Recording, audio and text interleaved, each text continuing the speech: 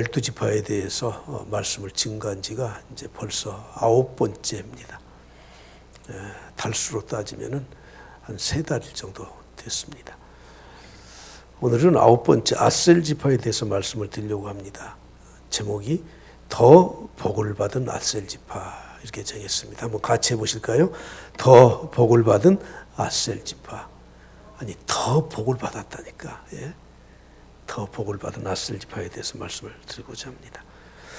여기에 계신 분들은 모두가 좀 평범하신 분들 같은데 어때요? 나는 좀 특별한 사람이다 생각하시는 분 계십니까? 아니 그래도 나 정도는 되면 내가 연예인 못지않아, 내가 돈만 없지 난 갑부에 못지않아. 혹시 그런 분 계시나요? 아마 여기 계신 분들은 제가 볼 때 우리 대한민국에서 가장 평범하신 분들만 와 계신 것 같아요. 유명 인사도 아니고 무슨 엘리트 계급에 속한 특별한 지위가 있는 분도 아니고 정치인도 아니고 법조인도 아니고 또는 예술하는 사람도 아니고 연예인도 아니고 사인해달라는 사람도 없고 그렇지 않습니까? 근데 아셀 지파가 꼭 그런 지파입니다. 유다 지파처럼 왕의 지파도 아니에요. 레위 지파처럼 제사장의 지파도 아니에요. 요셉 지파처럼 갑절의 축복을 받은 그런 지파도 아니에요. 아주 평범해요. 그런데 오늘 신명기서와 창세기 49장에 보면 아셀 지파는 다복한 지파, 풍요로운 지파, 복을 더 많이 받은 지파로 소개하고 있습니다. 먼저 아셀의 출생에 대해서 좀 살펴보려고 합니다. 창세기 30장 12절 13절에 보면 레아의 시녀 실바가 둘째 아들을 야곱에게서 낳음에 레아가 이르되 기쁘도다 모든 딸들이 나를 기쁜 자라 하리로다 하고 그의 이름을 뭐라고 했어요? 아셀이라고 했습니다. 레아의 시종 실바를 통해서 두 번째 낳은 아들이에요. 여러분 정상적인 가정에서 정상적으로 태어난 아들이 아니에요. 야곱에게 그렇게 사랑을 받았던 라헬의 아들도 아니고 또 본처가 되어버린 이 레아의 수생도 아니고 그것도 몸종을 통해서 태어난 두 번째 아들, 그 아들이 실바였었다고 하는 거예요. 그런데 레아는 이 실바를 아셀을 낳고 기뻐했었습니다. 기대에 차 있었던 것입니다. 이미 레아의 아들이 4명이나 있잖아요. 그걸 시기 질투하던 라헬이 자기의 몸종 비라를 통해서 두 아들을 낳아요. 레아가 깜짝 놀랐어요. 저렇게도 아들을 낳는구나. 그리고 자기의 몸종인 실바를 야곱에게 주어서 또 두 아들을 낳아요. 그러면서 내가 기대했던 아들을 낳아서 나는 기쁘다. 그리고 오늘 이 아들의 이름을 아셀이라고 지었던 것입니다. 여기서 한 가지 아셀의 출생을 통해서 우리가 배울 수 있는 진리가 무엇입니까? 기쁨이라고 하는 것은 기대하는 데서부터 오는 겁니다. 사람들은 뭐 기대도 하지 않고 살지 않습니까? 인생 이 정도 살았으면 뭐 아무런 기대가 없다고 생각하지 않습니까? 그러면 기쁨이 없는 거예요. 기대하지 않았는데 갑자기 주어진 것을 사람들은 야 진짜 이건 참 이게 하늘에서 내려온 것이라고 생각하지만 천만의 말씀이에요. 내가 기대했던 것, 내가 노력했던 것, 내가 땀 흘렸던 것, 내가 계획했던 것, 그것을 이룰 때 오는 이 기쁨은 우리 인생에 있어 굉장히 중요한 겁니다. 되게 복권에 당첨돼서 벼락부자가 된 사람들은 기쁨이 있겠어요, 없겠어요? 우리는 경험을 해봐야 다 아는 것 같아. 아니 복권이 당첨돼서 벼락부자가 됐어. 기쁘지요? 안 기뻐요? 나도 좀 그랬으면 좋겠구만. 기뻐요. 근데 보람은 없어요. 우리가 인생을 잘 생각해야 돼요.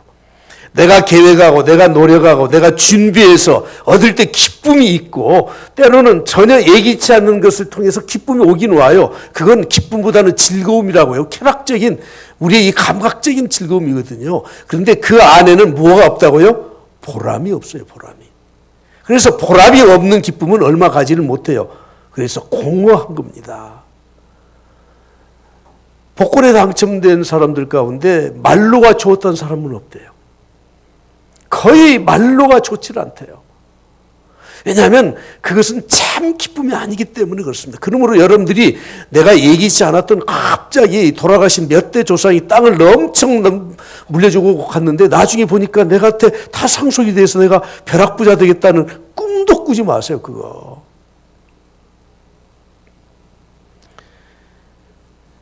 내가 계획했던 것, 기대했던 것, 그걸 얻는 게 기쁨이에요. 그 기쁨을 통해서 보람을 느껴요. 야, 잘 살았구나. 근데 여러분, 그 다음에 오는 정말 중요한 게 한 가지가 더 있어요. 그게 무엇인 줄 아십니까? 우리 인간이 이걸 추구하면서 산다고 하잖아요. 그게 뭐죠? 행복이에요. 내가 계획했어요. 열심히 일을 했어요. 땀 흘렸어요. 그래서 얻는 것이 기쁨이고 그것이 보람인데 그 보람이 축적되면 행복한 겁니다. 바로 이 아셀은 그런 자녀예요. 레아의 친아들은 아니에요. 그 가정이 참 복잡해서 아들을 낳기 경쟁을 하다가 어떻게 하다 보니 이 실바를 통해서 두 번째 아들을 낳았어요. 레아는 너무 기뻤습니다. 아무튼 그것이 불륜인지 그것이 잘못됐는지는 모르지만 그러나 레아에게는 너무너무 기뻐서 이 아들의 이름을 아셀이라고 지었다고 하는 것입니다. 여러분, 우리가 이 땅에 살면서 기대하는 것이 뭐죠? 각각 있죠. 뭐 가정에서, 여러분들의 진로에, 또는 여러분 사업에, 또 내 인생에 어떤 목적이 있겠죠. 그러나 우리 성도들은 기대하고 사는 게 다 한 가지 통일된 게 있어요. 멋있는 기대가 있어요. 기대. 천국의 하늘나라에. 우리는 하나님의 나라에 대한 기대와 소망으로 사는 사람들입니다. 그래서 좀 어려워도 아이고 뭐 하나님 나라에 가서 참 하나님이 나에게 상을 주실 텐데 생각하면 억울함을 당해도 힘든 일을 당해도 고통을 당해도 우리 그 하늘나라 바라보면서 이 세상에 아이고 다 지나가는 거야 하면서 견딜 수가 있지 않습니까? 그런데 여러분, 천국에 대한 그 소망과 기대를 가지고 내 인생을 마쳤습니다. 정말 천국에 가봤습니다. 기대 이상일까요? 꼭 기대한 것만일까요? 아니면 기대 이하일까요? 안 가봐서 잘 모르시겠어요? 가본 사람들 이야기를 좀 해드릴게요. 바울 사도가 3층전에 그의 영혼이 끌려 올라갔어요. 그래서 가히 이르지 못할 말들을 듣고 광경을 보았습니다. 고린도후서 12장 4절에 이렇게 말씀합니다. 그가 낙원으로 이끌려가서 말로 표현할 수 없는 말을 들었으니 가히 이르지 못할 말이로다. 표현할 수가 없어. 어떻게 표현할 수가 없어요. 표현할 수가 없어. 우리는 하나님의 나라에 대한 소망, 하나님의 나라에 대한 기대, 하나님의 나라를 바라보면서 사는 사람들인데 우리가 마지막 그 하나님 나라에 갔을 때 엄청난 기쁨과 행복감을 누리고 살게 될 줄 믿습니다. 할렐루야. 이 땅의 삶은 하늘나라 백성들은 하늘나라의 그림자의 삶을 산대요. 그러면 하늘나라, 하나님 나라에 대한 그 하나님의 나라는 직접 가보지 못했지만 이 땅에서 이루어지는 하나님의 나라 그 그림자이지만 그것을 맛보고 살 수 있는 기쁨을 하나님은 우리에게 주신 것입니다. 그래서 우리 주님은 제자 3명을 데리고 변화산에 올라가셨습니다. 주님이 십자가를 지시기 전에 십자가 뒤에 오는 그 영광, 십자가와 함께 있는 그 영광을 미리 맛보도록 하기 위해서 변화산에 그들 세 제자를 데리고 가셨던 거죠. 갑자기 변화됐어. 갑자기 주님이 구름 가운데 쌓여서 변화된 모습을 보니 너무너무 광채가 아름답고 그들의 이 말로 표현할 수가 없어요. 그래서 성경은 어떻게 기록하고 있습니까? 세상에 누구도 우리 주님의 그 빛난 옷, 옷과 같이 광채를 날 수 있는 그런 옷을 만들 수도 없고 빨래를 빨아서 그렇게 될 수가 없다, 형언할 수가 없다고 소개하고 있습니다. 여러분 오해하지 마십시오. 기대하지 않았던 거 가보니까 천국이 있네. 야 좋다. 여러분 그게 천국이 아니에요. 하나님이 주신 축복은 느닷없이 갑자기 그냥 하늘에서 뭔가 뚝 떨어져서 나에게 서프라이즈 하는 게 그게 축복이 아니라는 거죠. 우리가 기대한 만큼 기대 이상으로 하나님이 좋은 것을 주시고 그것을 통해서 기쁨이 있고 기쁨을 넘어서 보람이 있고 그 보람이 축적되니까 행복하고 그것이 아셀의 출생이라고 하는 것입니다. 아셀은 이렇게 복잡한 집안에서 복잡한 출생이에요. 사람들이 보면 손가락질 하겠죠. 그러나 그 출생은 기쁨이고 축복이라고 하는 것입니다. 여러분 세상에 어떤 출생을 통해서도 복된 출생이 아닌 것은 없다는 것을 꼭 기억하십시오. 엄마에게 버려진 아이, 그래서 오갈 데 없어서 사람들이 데려다 키운 아이까지 모든 인간의 출생은 기쁨과 축복의 출생임을 우리는 절대 잊지 마십시오. 혹시 여러분들이 내 출생이 별로야, 내 부모가 별로야, 내가 왜 태어났는지 모르겠어. 요한복음에서 말씀하는 것처럼 저 사람이 나면서부터 소경된 것이 누구의 죄입니까? 혹시 그런 출생일지라도 이 땅에서 복받지 않는 인생은 없고 태어나지 말아야 될 인생은 없다는 것입니다. 1997년부터 나왔던 찬양이 하나 있죠. 당신은 사랑받기 위해 태어난 사람. 벌써 25년간 이 찬송이 우리의 입에서 불려져서 세상 사람들도 이것을 찬송이라고 생각하지 않고 그들도 똑같이 불러요.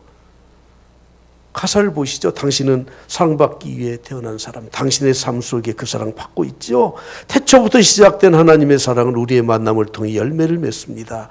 당신이 이 세상에 존재함으로 인해 우리에게 얼마나 큰 기쁨이 되는지, 당신은 사랑받기 위해 태어난 사람, 지금도 그 사랑 받고 있지요. 사랑하는 성도 여러분, 오늘 우리에게 소개하고 있는 이 아셀이라고 하는 이 아들, 세상적으로 보면 참 불행한 출생처럼 보이지만 그러나 라헬의 입장에서 보면 기대했고 기쁨이고 복된 출생이었던 것입니다. 오늘 여기 계신 모든 성도들, 또 이 설교를 듣고 있는 모든 성도들, 모든 사람들은 사랑받기 위해서, 축복받기 위해서 태어난 하나님의 사람들인 줄 믿습니다. 할렐루야. 그러면 야곱은 어떻게 축복하고 있습니까? 창세기 49장 20절 간단하게 축복합니다.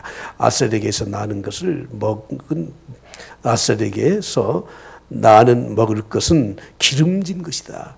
아셀에게서 나는 먹을 것, 풍성한 식량을 생산해내요. 그것은 기름진 것이에요. 그가 왕의 수라상을 차리리로다, 이렇게 말씀합니다.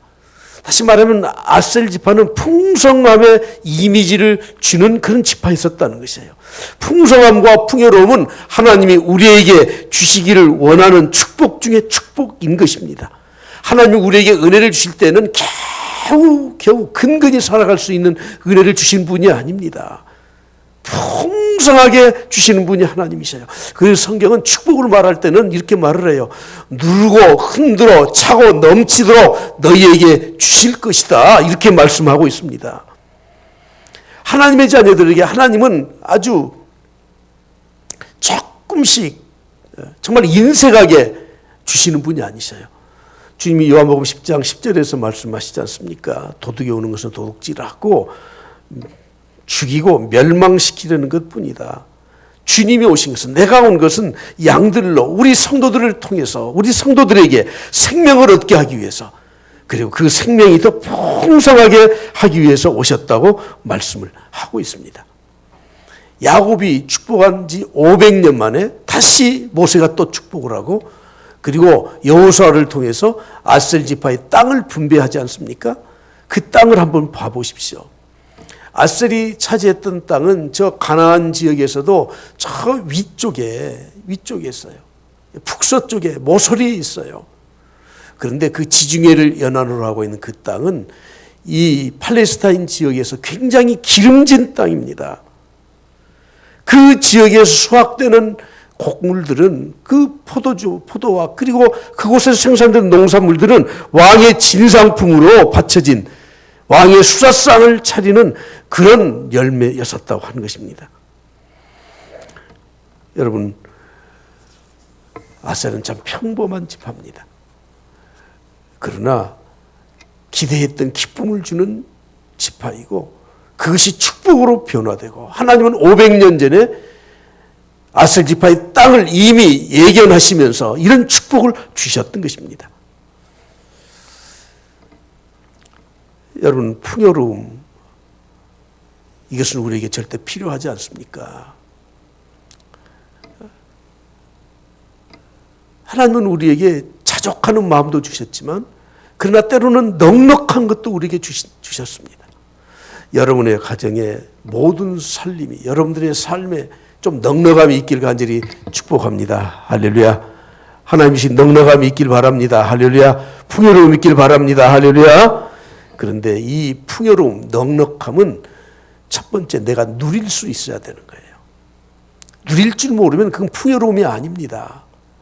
여러분들이 가진 것들을 누리면서 살아갈 수 있길 간절히 축복합니다. 근데 한때만 누리면 안 돼요. 월급 타서 한 이틀 만에 다 써버려. 아, 나 잘 살았다? 예, 그건 아니죠. 풍요로움을 지킬 줄 알아야 돼. 풍요로움은 누릴 줄 알아야 되지만 그것을 지킬 줄도 알아야 돼요. 지키지 못하면 안 돼요. 돈은 좀 웬만큼 버는 것 같아요. 부부간에 합쳐놓으니까 아이고 한 달에 1,000만 원 이상 버네? 괜찮지 않습니까? 그런데 지킬 줄 몰라. 병원에 다 갖다 주고 자식들이 다 빼먹고 잘못 투기해서 다 없애고. 풍요로움은 내가 누릴 줄도 알아야 되지만 지킬 줄도 알아야 돼요. 그걸 하나님이 지켜주신다고 하는 거예요. 그런데 여러분, 이것보다 더 중요한 게 무엇인 줄 아십니까? 풍요로움, 넉넉함, 내가 간직하면서 누리면서 지키면서 살아야 되지만 하나님이 그것을 주신 목적이 있고 또 그 목적대로 살아야 내가 보람 있게 행복하게 사는 거예요. 그게 무엇입니까? 그것이 나누는 겁니다. 풍요로움은 나만을 위해서 하나님이 주신 것이 아닙니다. 풍요로움은 나를 통해서 다른 사람들에게 나눠줄 수 있도록 하기 위해서, 함께 공유할 수 있도록 하기 위해서 주신 것입니다. 참된 자유와 참된 민주주의는 바로 이 풍요로움을 나누는 데 있다고 하는 것입니다. 공산주의는 억지로 뺏어다가 다른 사람에게 주어요. 그래서 피차 유익이 없어요. 그러나 자유민주주의는 하나님이 주신 이 축복을 누리고 사는 사람들은 하나님이 주신 것을 감사히 받고 내가 누리고 지키고 그러면서 또 다른 사람에게 나눠줘서 더불어서 함께 살아갈 수 있도록 사는 것이, 그것이 참된 하나님의 축복입니다. 이제 모세의 축복을 한번 봐보십시오. 신명기 33장 24절 25절 오늘 본문으로 읽었습니다. 다 함께 다시 한번 크게 봉독합니다. 아셀에 대하여는 이르시되 아셀은 아들들 중에 더 복을 받으며 아들들 중에 더 복을 받아. 그의 형제에게 무엇이 돼요? 기쁨이 돼요. 다른 사람에게 기쁨이 돼요. 그의 발이 기름에 잠길지로다. 그의 발음이 기름에 잠겨 있어요. 그리고 내 문빗장은 철과 놋이 될 것이며 그의 문빗장은 철과 놋으로 꽉꽉 닫아 놓아서 누구도 넘볼 수 없다는 것이에요. 내가 사는 날을 따라서 능력이 있을 것이라고 말씀을 하고 있습니다. 몇 가지를 한번 살펴보겠습니다. 아셀은 아들들 중에 더 복을 받을 것이라고 번역을 해놓았지만 지난번 개역 한글 성경에서는 다자의 복을 받을 것이라고 말씀합니다. 다자, 자식이 많은, 자녀가 잘 되는, 자녀가 번성하는 복을 받을 것이라고 말씀합니다. 여러분, 구약 성경 가운데 이 땅에서 우리가 누릴 수 있는 가장 큰 축복은 자녀의 축복인 줄 아십니까? 시편 127편에서 말씀합니다. 보라, 자식들은 여호와의 기업이에요. 기업. 여러분, 내가 하고 있는 사업, 내 직장, 내 이 사업, 그것만이 기업이 아니라 내 가정의 내 자녀들, 그것이 기업이에요. 자식 농사가 잘 되어야 돼요. 그래서 성경은 첫 번째 이 땅에 사는 우리 성도들이 누려야 될 첫 번째 세상의 축복은 자식들이 잘 되는 것입니다. 태의 열매는 그들의 상급이에요. 젊은 자의 자식은 장사의 수중의 화살과 같아요. 여러분, 이 장수에 화살통이 비어 있으면 어떻게 되는 겁니까? 아무리 활을 잘 쏘는 명궁이라도 그 무용지물입니다. 그의 화살통에 가득한 자는 복되도다. 그들이 성문에서 그들의 원수와 담판할 때 수치를 당하지 않을 것이다. 자녀 때문에 수치당하는 것, 여러분 정말 요즘 어려운 그 대통령 선거하지 않습니까? 정치인들 열심히 밖에서 뭐 성공을 했을지 모르지만 자녀들 때문에, 자녀 리스크 때문에, 가정 리스크 때문에 얼마나 고통을 당합니까? 오늘 여기에 모인 모든 성도들, 또 이 말씀을 듣는 모든 성도들, 자녀들 때문에 고통받지 않길 바랍니다. 자녀들이 잘 되길 바랍니다. 여러분들의 자녀들이 여러분들보다 더 갑절의 축복으로 하나님의 은혜와 축복이 있길 간절히 바랍니다. 이건 생득적으로 하나님이 주신 것이에요. 정말 올바른 양심과 마음을 가진 부모라면 절대 자식만은 포기하지 못하는 것이 부모의 마음이라고 하지 않습니까? 아셀지파, 아들들 중에 더 복을 받을 것이다. 그 아셀지파는 다자의 복을 받을 것이에요. 두 번째는 형제에게 기쁨이 될 것이라고 하는 거예요. 여러분, 복이란 하나님이 나에게 주신 것입니다. 내가 누리는 것입니다. 내가 지키는 것입니다. 그런데 나를 통해서 그 복이 흘러가야 되는 거예요. 다른 사람에게 유익을 줘야 돼요. 요셉은 담장을 넘은 가지다. 자기 울타리 안에서만 축복을 누린 것이 아니라 그것을 다른 사람에게 넘겨줄 수 있어야 돼요. 요셉이 종으로 팔려갔습니다. 애굽의 총리가 됐습니다. 아니, 자기의 가족, 야곱의 12지파인 그 가족들만 잘 어떻게 건사하면 되지 않겠습니까? 그러나 애굽에 간 이유가 무엇입니까? 하나님 왜 보내셨습니까? 애굽에 흉년이 들 때 그 도탄에 빠진 백성들을 구출해내기 위해서 애굽만 흉년이 들었습니까? 천하의 흉년이 들었어요. 야곱도 그의 아들들을 보내서 애굽에서 양식을 구해오도록 해요. 여러분, 진정한 축복이 무엇이죠? 흘러 넘쳐야 되는 것입니다. 하나님은 아브라함에게 이런 축복을 주셨습니다. 내가 너로 큰 민족을 이루고 내게 복을 주어 내 이름을 창대하게 할 것이다. 이름이 창대하게 널리 알려질 것이다. 너는 복이 될지라 너를 축복하는 자에게 내가 복을 내리고 너를 저주하는 자에게 내가 저주하리니. 다 같이 한 목소리를 크게 봅니다. 시작. 땅의 모든 족속이 너로 말미암아 복을 얻을 것이라 하신지라. 너로 말미암아 복을 얻을 것인지라. 내가 하나님께 복받은 사람인가? 그렇지 못한 사람인가? 하는 것을 무엇으로 알 수 있죠? 내가 많은 것을 누리고 있는 거? 그럴 수도 있지만 그렇지 않습니다. 나 때문에 복받을 사람이 얼마나 되는가? 내 덕을 보고 사는 사람이 얼마나 되는가? 그것이 진정으로 하나님의 복을 받은 사람이라고 하는 것입니다. 나를 통해서 잘 되는 사람들이 있습니까? 내가 맨날 피해만 끼쳐. 다른 사람에게 유익이 되지 못해요. 그건 복받은 삶이 아니에요. 다른 사람 뜯어먹고 사는 사람이지. 내 덕을 보고 사는 사람이 많아야 돼요. 내 수하에 있던 직원이 나보다 더 큰 사업을 할 수 있도록 길을 열어주는 사람이 복을 받은 그런 사람이라고 하는 것입니다. 내 자녀가 나보다 더 잘 돼야 되는 겁니다. 가르치는 사람이라고 하면 내 제자가 나보다 실력이 훨씬 뛰어날 수 있도록 가르칠 수 있는 그 사람이 하나님이 주신 복된 사람입니다. 그런 의미에서 우리 자녀들의 진로를 우리가 상담해 줄 때 어떤 직업을, 어떤 학과를 가야 될 것인가 하는 것도 중요하지만 그들에게 먼저 이런 의식을 심어줘야 돼요. 네가 왜 그 학과를 가지? 네가 왜 꼭 그런 일을 해야 되지? 그래, 그것을 통해서 너만 수입을 올리고 너만 잘 되는 것이 아니라 그 일을 통해서 다른 사람에게 이익을 줄 수 있도록, 다른 사람에게 유익이 되도록 가르쳐야 될 것이 아니겠습니까? 여러분, 의사라고 다 똑같은 의사가 아니에요. 돈벌이만 혈안이 되는 의사도 있더라고요.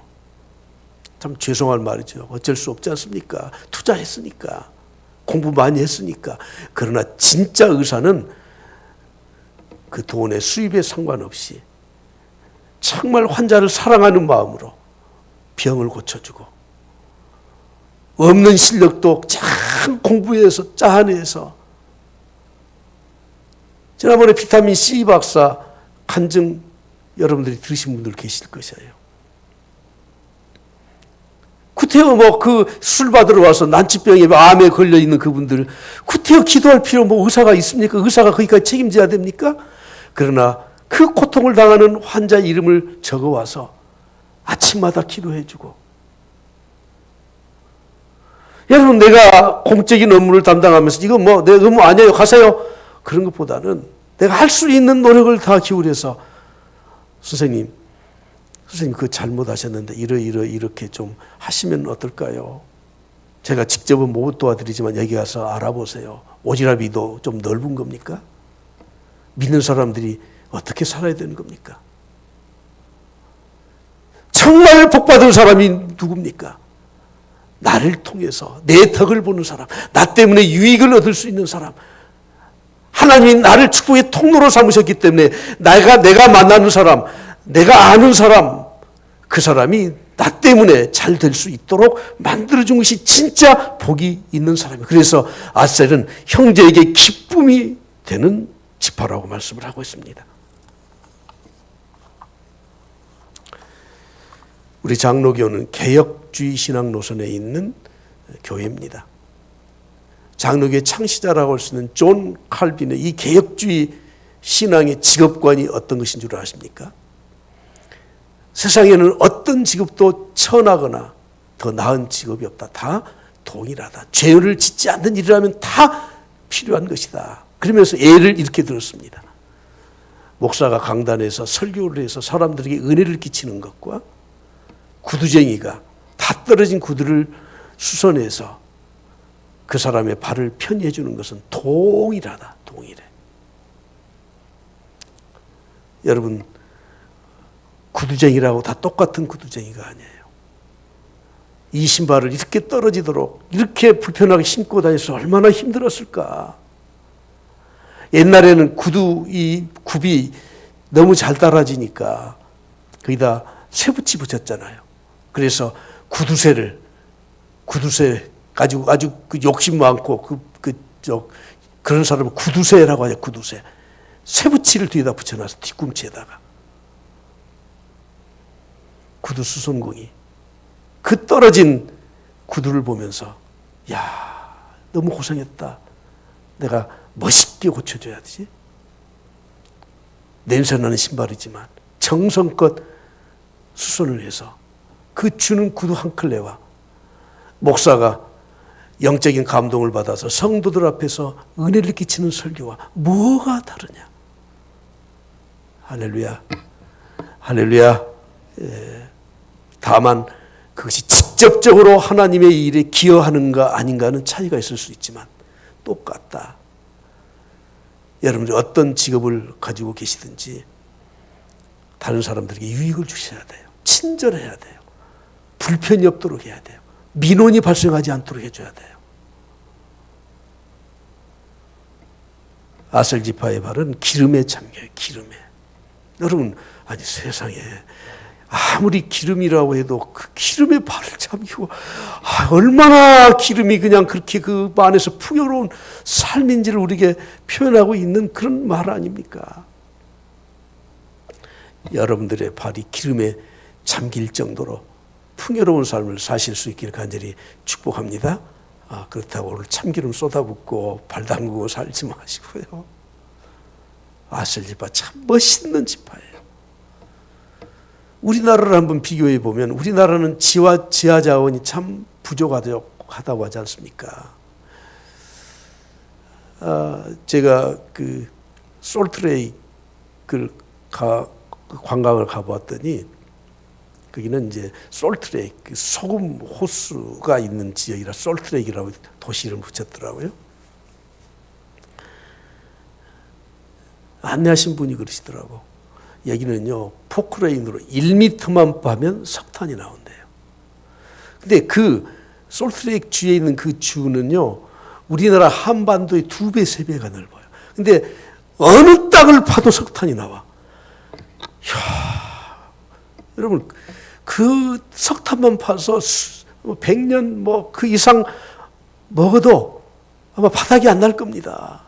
우리나라는 여러분 파다가 막 금덩이도 나오고 석탄도 나오고 석유도 나와서 그렇게 사는 나라 아니에요. 우리는 자원이 부족해. 빨리 남북 통일이 되어야 북한에 있는 지하 자원도 우리가 좀 활용할 수 있다고 하잖아요. 우리나라에서 많이 나는 게 도대체 뭡니까? 그래도 집 짓는 집은 좀 많이 지어라. 그래서 세멘트 만드는 그 돌은 좀 나오더라고요. 참 다행이에요.